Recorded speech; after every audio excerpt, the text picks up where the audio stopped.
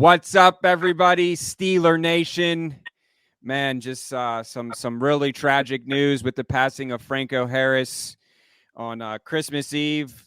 Forever 32, man. Put it on. I've been tweeting it. I've been putting it on Facebook. Put the detail 32 on the helmet, man. Just a legend. Franco's Italian Army just been really indulging everything. I'm JY. This is Mike. And this is the Steelers Crazy podcast, but we're definitely going to dedicate a lot of this show to the great Franco Harris. So, Sammy, go ahead and run it. Turn up your volume. Because you're about to listen to The Sick Podcast. Steelers Crazy. Harris Smith shields. Flacco, Polamalu takes it home.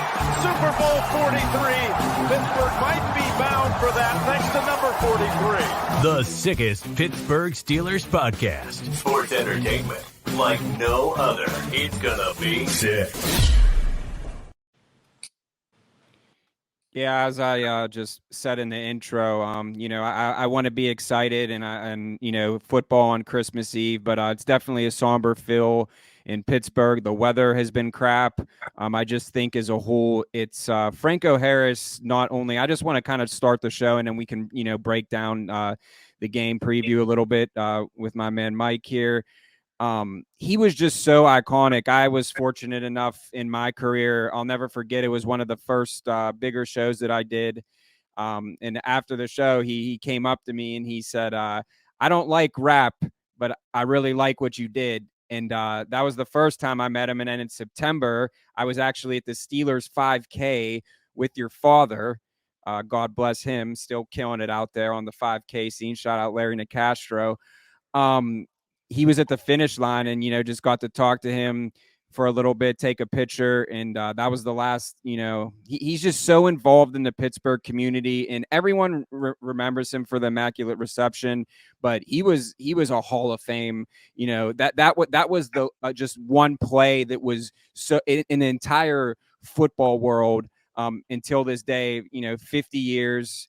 But yeah, I just kind of, just want to send my condolences to his family. I know that they were all coming in and Steeler Nation, man, this one is tough. It's when you lose someone this iconic, it's like, when a president passes away. So just kind of wanted to, just start the show off with that before we break down and we'll get some remarks from Mike.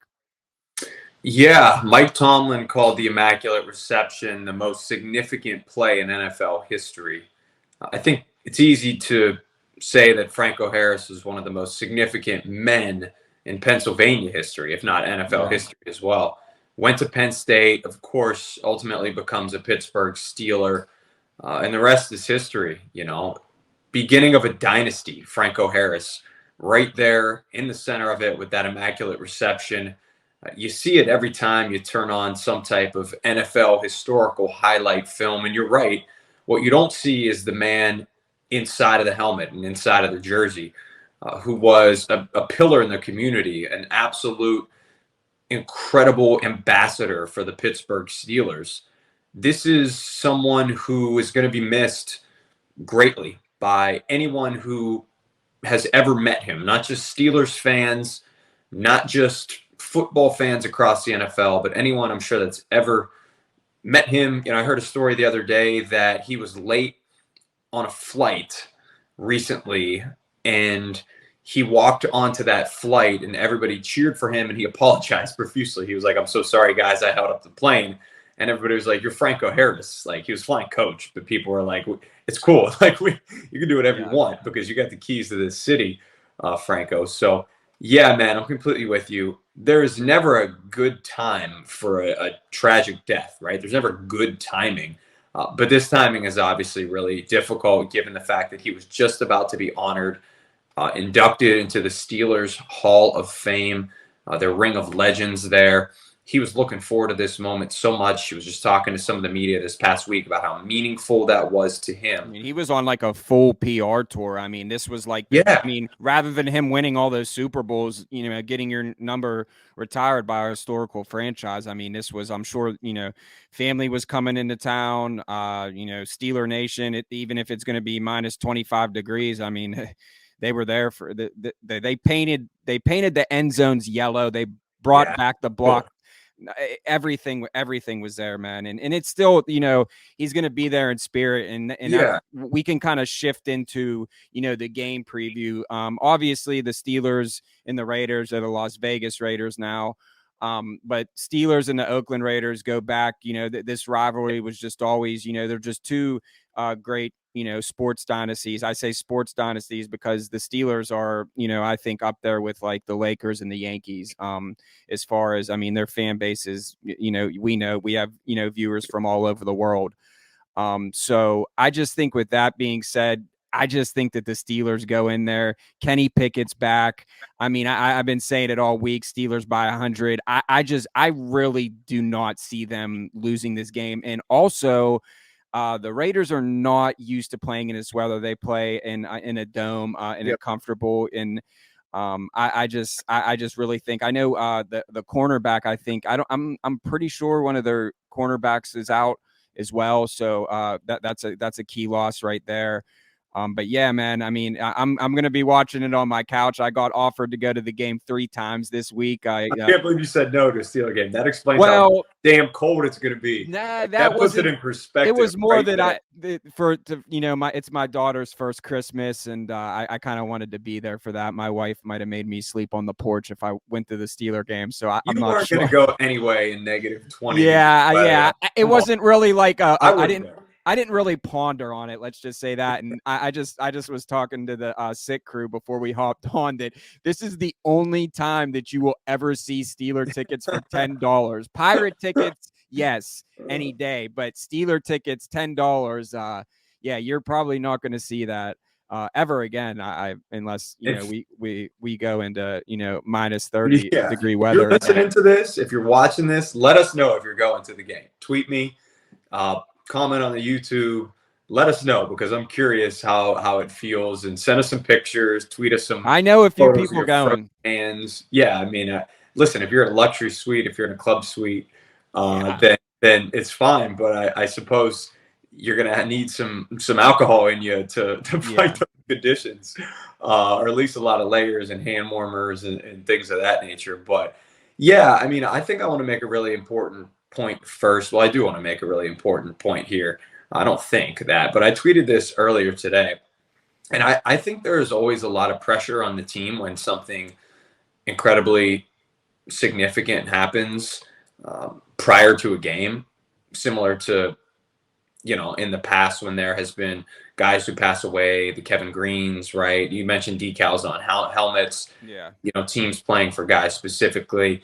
If they lose this game, that is the Pittsburgh Steelers, it's not because they didn't try hard for Franco or they didn't want to honor his legend. But Yinzers will be on Twitter saying, "Oh, you can't be right." Like, it's a football game. It's a game at the end of the day. He's not going to be let down either way because it's going to be a celebration of his life. But we're not going to lose, so we're not even going to speak that into existence. Steelers by 100. Derek Carr is going to be going back on a plane. Mediocre Carr, I call him because he blocked you on Twitter. Not even that. This was even before that. I just never. His brother was the same way. You're an NFL quarterback. Congratulations. That's an awesome feat. And that's something that I will never accomplish. But as far as, there's still maybe CFL. I can, I've been in the gym pretty heavy. So I might hit the combine. I know our Colts guy that we had on here, he can get me into the combine. So we'll see if I can get my 40 time clocked. But, I'll play devil's advocate real quick. I think the Steelers are going to win too. And we'll give that score predictions shortly, but Mike Tomlin has struggled against the Raiders. Really strange. They came into Pittsburgh last year in week 2. I remember that game. They beat the Steelers when they were underdog. Mike Tomlin is 2-4 against the Raiders in his career. He lost to Terrell Pryor. I remember that. Didn't he run for like 100? Like he ran that 100. I remember that exact play. Yep, and that was a bad Raiders team. It's not like that team was hopefully Jamarcus Russell didn't beat us. I can't remember. I don't think, but I think our guy Bruce Gradkowski might have. Yeah, and I can't remember if that was the Tomlin days. I'm pretty sure it was. I don't think Gradkowski was playing. Yeah, he wasn't playing in the Cowher era. So I think he lost to Gradkowski, Terrell Pryor, and I know he lost to Derek Carr. So there's been some tough losses to this franchise. And so some teams just have your number at the end of the day, but ultimately, I think there are a lot of things favoring the Steelers. You mentioned it, cold weather. One thing that does favor the Raiders, though, is their ground game has been phenomenal this year. Josh Jacobs leads the NFL in rushing, which is kind of out of nowhere. He struggled the past years. The Raiders didn't pick up his option, so he'll be a free agent at the end of the year. It's an Alabama versus Alabama running back matchup. Josh Jacobs versus Najee Harris. So they'll be switch. Do you think they'll switch jerseys, or do you think they'll keep their shirt on because it's minus 30? I think Najee's want to keep his Harris jersey in a Franco Harris type of game at the end of this day. But yeah, that's a good point. Maybe they'll be wearing 6 jerseys underneath their own jersey. Yeah, to that would off with the whole team. But bragging. Well, you remember Ryan Shazier during warmups when he was playing? It was no shirt. I saw that the other night too. I think that was in Green Bay, Monday Night Football. Who did they play? Somebody was running out there with no shirt in Lambeau. And those guys, man, props to them. That I don't know what. Maybe they're doing a shot of whiskey before even playing to have it happen. But these teams are going to stack the box. Anytime you have a game in negative degree weather, it's about the run game, pounding the football, tough conditions to throw it in. Your hands are frozen. Receivers, you could wear 6 pair of gloves and have hand warmers in there. Imagine a football hitting your hands in negative 20 degree weather. It's like hitting a baseball off of the end of a bat and your hands vibrating and shaking. I don't. That's terrible. It's going to come down to the run game. Can Najee Harris match Josh Jacobs? That's the key. I think 2 or 3 pass plays, might determine this ultimately. Some team's going to have to obviously make some big plays through the air. But I think it's ultimately going to come down to the run game. Yeah, I mean, that's getting back to Steeler football, and Mr. Harris, he has been, back to his old self, and Jaylen Warren, it's the 1-2 punch. Jaylen looks good, man. He really does.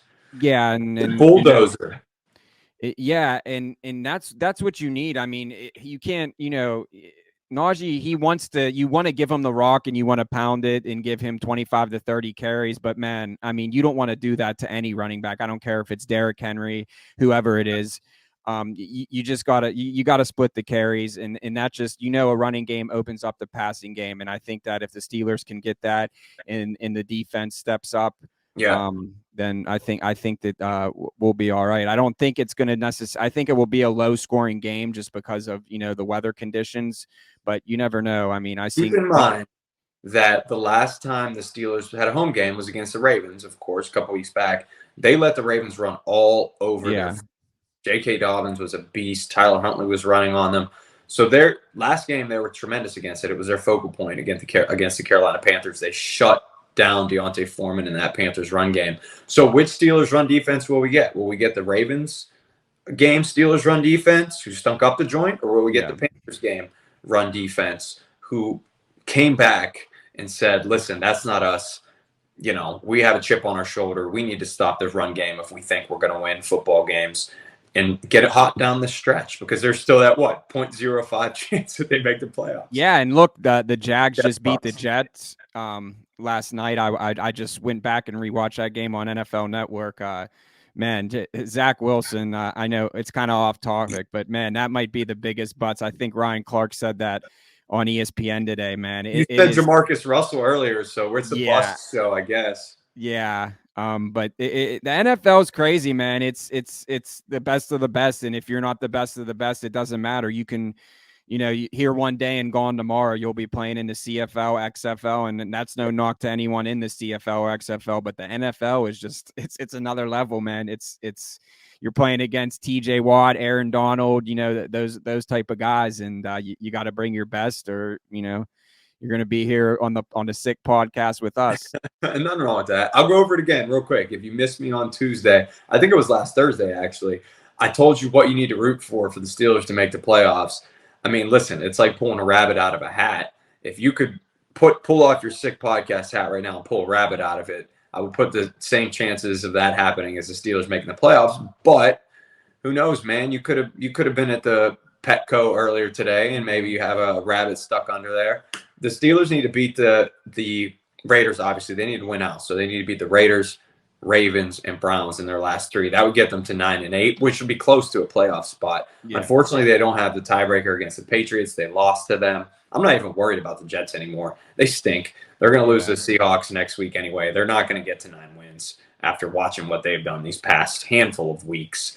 And so Patriots need to lose 2 or 3. Chargers and Dolphins are also 8-6. They need to lose 2 of 3, which is a really tough ask. And the Steelers need to win out. That's the path. Or I'm sorry, I should say one of Dolphins or Chargers needs to lose 2 of 3. And then it could be, Steelers in that 7th spot again, just like last season. They snuck in. I think what's the most frustrating thing about this season is that like we're 1 or 2 games away, like that we should have won, like the Jets game, beat the Ravens, the beat Patriots. The Ravens I mean, there was, so they say football is a game of inches and it's also a game of points, and 1, 2, 3 points can dictate, the end result, obviously, and it's just so, and I think that's kind of like in any sport, but especially in football. I think too it goes both ways a little bit, and I thought about that all year. I'll talk to people and I'm like, if they only beat the Jets, they should have beat them.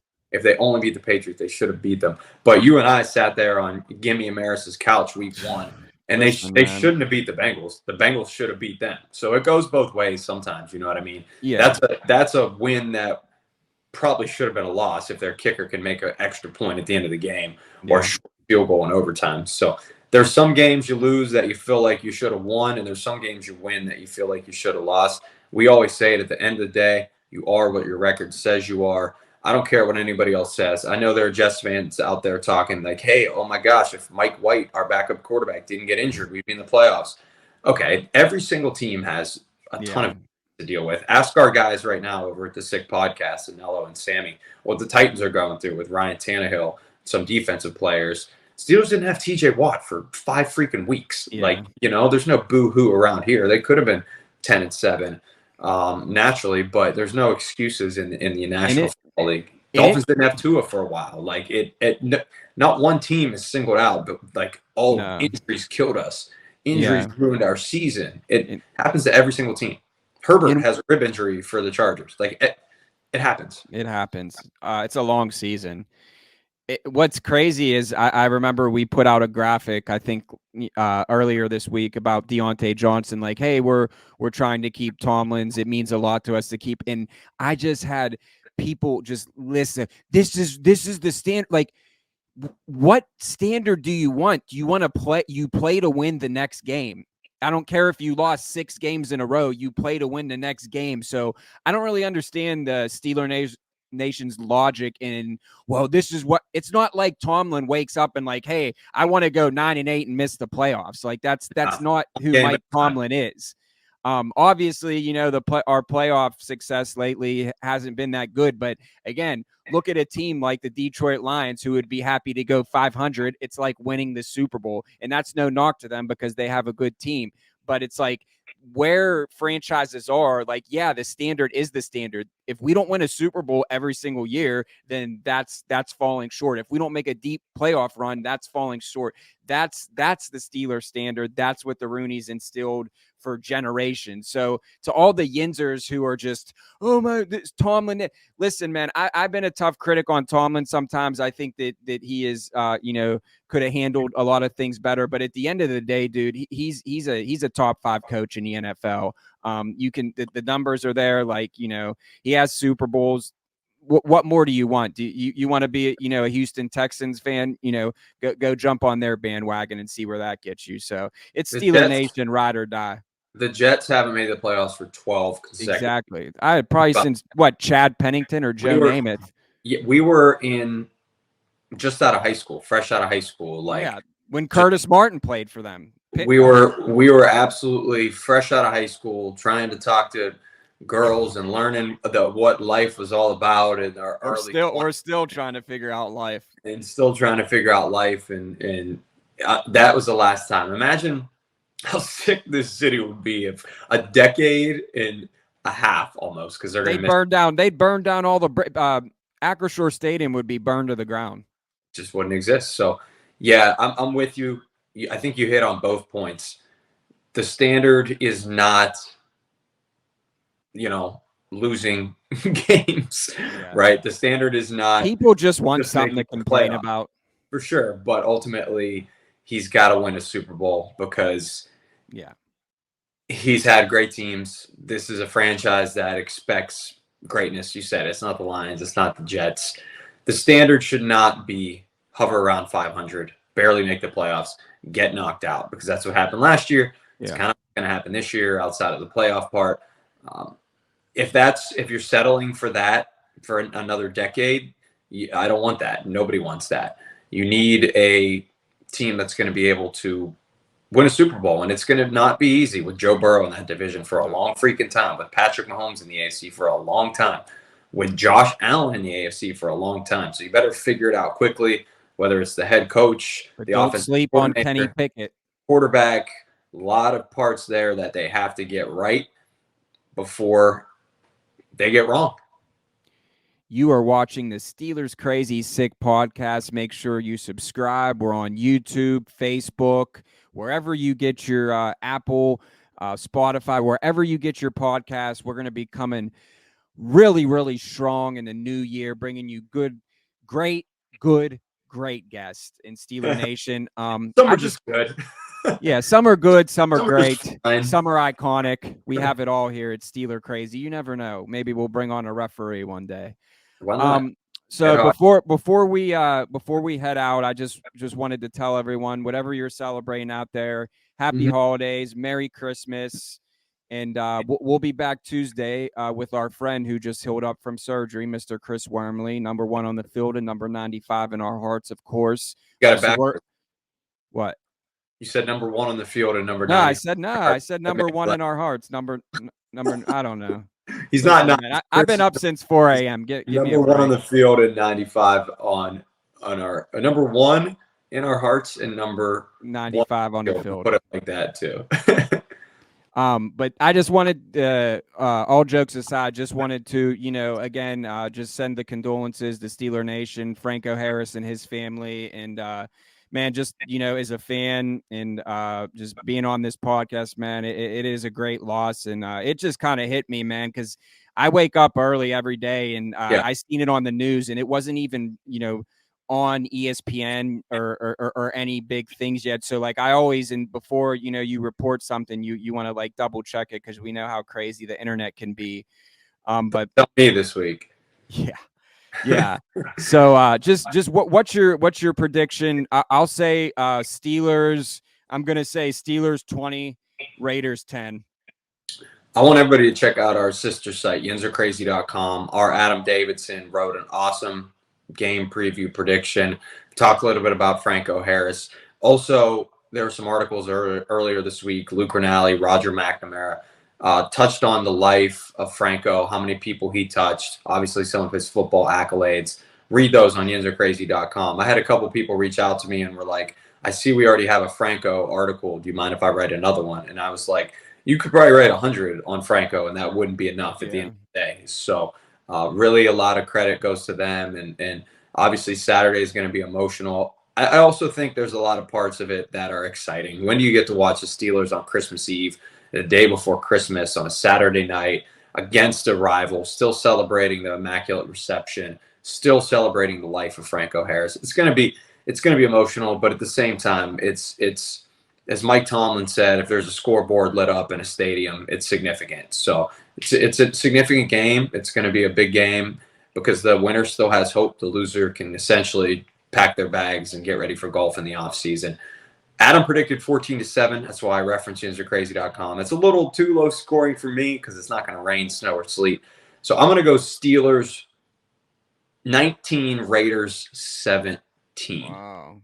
There you go. All right. Well, we just want to thank everyone for listening, tuning, watching, wherever you're from. This is the Steelers Crazy podcast. Just again, Franco Harris, Forever 32. Sick podcast. Steelers by 100 for Franco, Kenny Pickett, Sling It, Sammy. And that's a wrap. Hope you don't miss us too much until next time. Follow the Sick Podcast Steelers Crazy on YouTube, Instagram, Facebook, Google Play, and Apple Podcasts.